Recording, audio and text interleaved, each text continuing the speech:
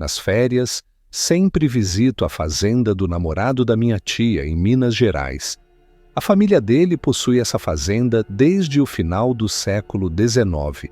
No verão passado, decidi explorar a propriedade além do habitual. Convenci meu primo Alex a me acompanhar, já que ele conhecia melhor a região. Após o café da manhã, partimos. Em dado momento, Alex sugeriu: "Vou te levar até a antiga casa principal da fazenda." A ideia me empolgou, mas algo me dizia que aquela aventura seria mais do que eu esperava. A antiga casa ficava longe e a caminhada foi longa. Ao chegar, encontrei uma construção velha, de tamanho médio, com a porta apenas encostada. Não era o tipo de lugar que eu imaginava explorar. Sonhava com cachoeiras ou montanhas, mas resolvi entrar. Logo notei as paredes arranhadas e manchadas com algo amarronzado, que poderia ser tinta velha ou sangue. Alex, surpreso, disse que da última vez que estivera ali, as paredes não estavam assim. Exploramos os cômodos. 3 quartos estavam apenas empoeirados, mas no quarto maior senti um frio incomum. Dentro do armário não havia nada. Foi então que ouvimos passos no corredor. Parei, agarrando o braço de Alex. Os passos pararam diante da porta, mas ninguém apareceu. Assustada, saí correndo, com Alex logo atrás. Lá fora, à luz do dia, começamos a nos acalmar, mas Alex gritou: "Tá doendo!" Marcas vermelhas e brotoejas surgiram pelo corpo dele e seu pescoço ficou vermelho. Decidi levá-lo à casa principal. Antes de partir, olhei para trás e vi uma fumaça cinza na porta, com a forma de uma pessoa. Na casa, a mãe de Alex o levou ao hospital, onde ele recebeu medicação. Estranhamente, no dia seguinte, ele estava totalmente recuperado, como se nada tivesse acontecido. À noite, contamos o ocorrido durante o jantar. O namorado da minha tia ficou preocupado, suspeitando que alguém poderia estar usando a casa. No dia seguinte, fomos até lá investigar. Para nossa surpresa, as paredes estavam limpas, sem arranhões ou manchas. Alex e eu não passamos da sala, enquanto o namorado da minha tia verificou tudo. Não havia sinais de outra pessoa ali. Nunca mais voltamos àquela casa. Porém, a fumaça cinza na porta e a misteriosa alergia de Alex continuam na minha memória, como um aviso de que explorar lugares antigos e desconhecidos pode trazer surpresas além da imaginação. Quando o meu irmão e a família dele se mudaram para a casa nova, muitas coisas estranhas começaram a acontecer. O que eu vou contar foi a experiência mais assustadora de todas que ele teve. Aqui vai. O filho do meu irmão tinha uma bolinha de borracha que ele adorava. Era uma dessas bolas que você joga no chão e ela pula. Devia ser do tamanho de uma bola de tênis. Ele brincava com essa bola todo dia, jogando ela contra a parede da garagem, fazendo ela quicar e voltar para ele. Numa tarde, ele guardou ela numa caixa junto com outros brinquedos. Algumas semanas depois, ele foi pegar a bolinha para brincar com ela e não a encontrou. Ele continuou procurando por ela por toda parte, mas não a encontrava em lugar nenhum. Ele procurou por mais alguns dias, mas como toda criança pequena, ele acabou desistindo e esqueceu dela. Vários meses depois, quando o meu irmão estava sozinho em casa, ele estava subindo para o escritório dele. Quando estava na metade da escada, alguma coisa bateu nas costas dele. Quando ele virou para ver o que era, ele ficou chocado ao ver a bolinha de borracha que estava sumida, já havia meses, rolando pelo chão, como se nunca tivesse sumido. Depois de procurar em volta por alguma outra explicação, ele não conseguiu achar nada. De fato, tinha sido a bolinha que acertou ele nas costas. Onde aquela bolinha tinha estado todos aqueles meses? E quem jogou-a nele? Não havia mais ninguém na casa para jogar aquela bolinha. Depois de ver alguns registros e coisas do gênero, o meu irmão descobriu o que podia ter acontecido. Era o fantasma de um garotinho que morreu na casa muitos anos atrás. A família que morava na casa era muito reclusava. Eles quase não tinham contato com o mundo de fora. Eles tiveram só um filho e eram super protetores com ele, nunca deixavam ele sair de casa ou ter contato como o mundo de fora. Então, basicamente, ninguém sabia da existência da criança. Era como se ele nunca tivesse existido. Uma vida triste, mas verdadeira.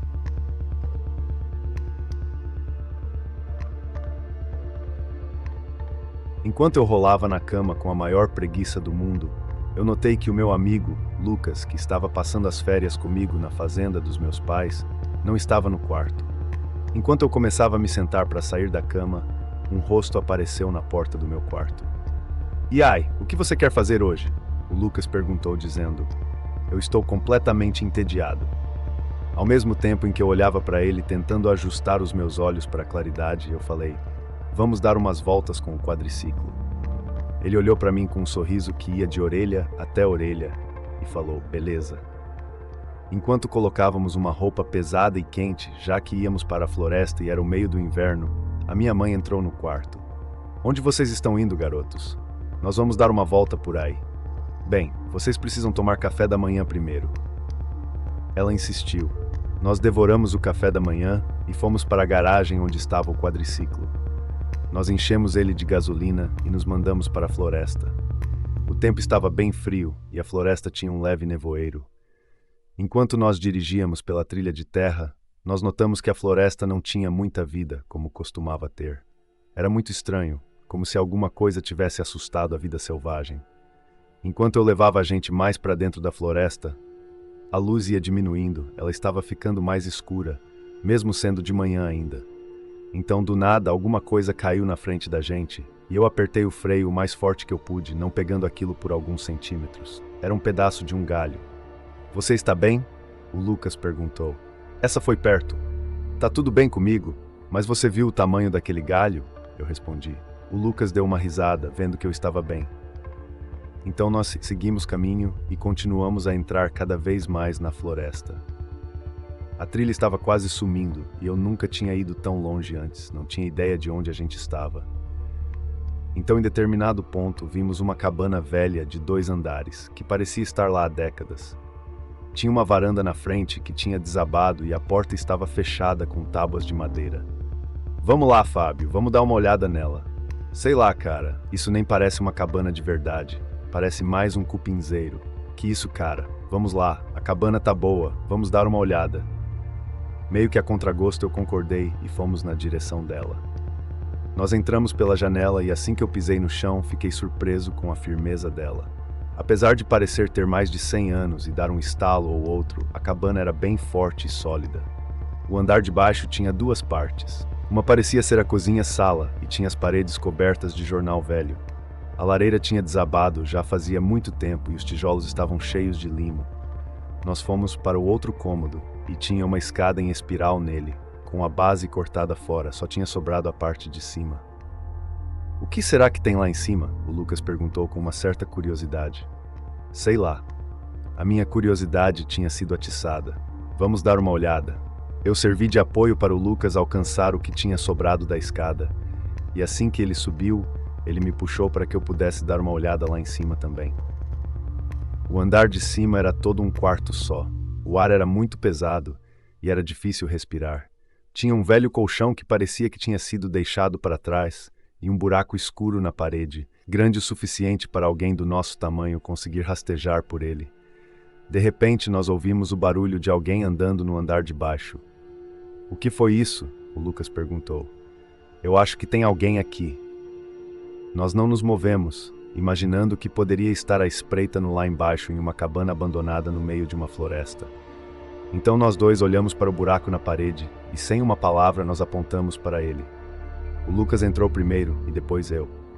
Lá dentro era uma espécie de um quarto menor. Era bem pequeno e estreito. Estava difícil de respirar lá dentro, o ar estava úmido e estava bem abafado. o que não ajudava nada com o terror que já estávamos enfrentando. Enquanto estávamos lá sentados, começamos a ouvir sons inexplicáveis. Primeiro ouvimos sussurros de várias pessoas no andar de baixo. Com o tempo, a voz foi ficando cada vez mais alta e mais aguda. O Lucas e eu começamos a entrar em pânico, imaginando se sairíamos da cabana com vida. Então começamos a ouvir os passos de novo, só que dessas vezes eles estavam mais pesados e pareciam vir do quarto grande do andar de cima. Nesse momento, a casa inteira começou a tremer, como se estivesse em um terremoto. Nós começamos a gritar com o terror da possibilidade de alguma coisa entrar onde estávamos e nos pegar. Mas então a casa foi parando de tremer até ficar totalmente imóvel de novo. O silêncio voltou. A única coisa que ouvíamos eram os estalos que a casa soltava uma vez ou outra. Eu acho que foi embora, eu falei. Vamos sumir daqui. Então eu rastejei para fora do buraco primeiro. Eu me levantei e comecei a tirar a poeira da minha roupa. Ai, meu Deus! Vamos sair daqui! O Lucas gritou. Ele voou para fora do buraco. O que foi? Eu perguntei. Tem alguma coisa lá dentro. Eu vi, o Lucas respondeu. O meu corpo inteiro tremeu e eu senti todos os pelos se arrepiarem, enquanto o terror tomou conta de mim mais uma vez. Nós dois pulamos para o andar de baixo e assim que levantamos da queda, ouvimos uma batida forte lá em cima. Quem tá aí? Eu gritei. Só ouvimos o silêncio. Então uma figura sombria apareceu no topo da escada. Era uma coisa grotesca, que parecia ter deformidades pelo corpo inteiro. Depois de uns 2 segundos, o Lucas e eu corremos para a janela e saímos o mais rápido possível da cabana. Nós montamos no quadriciclo e disparamos. Eu dei uma olhada para a velha cabana e vi uma figura escura na janela do 2º andar. Pelo momento que eu olhei para aquela coisa, eu notei algo de estranho na expressão dela. Parecia triste e solitária. Mas eu não pensei muito sobre isso até chegar na fazenda. O que aconteceu com vocês? A minha mãe perguntou em choque quando viu a poeira na nossa roupa. Nós então falamos da velha cabana que tínhamos entrado para ver o que tinha dentro, mas decidimos não contar nada do que poderia ser considerado atividade paranormal, porque talvez ela pudesse não entender. Até hoje o Lucas e eu falamos sobre o que aconteceu naquela manhã de sábado. Ele me falou que quando estava sozinho no buraco, ele sentiu o que parecia ser uma mão humana pegar na perna dele. Eu cheguei à conclusão de que ainda existem coisas nessa terra deixada para descobrirmos e entendermos. E o mais importante, agora eu acredito que o paranormal existe para o bem e para o mal. Eu ainda estou desconcertado com o que aconteceu com o Lucas e comigo naquele dia, e jamais esqueceremos aquela experiência.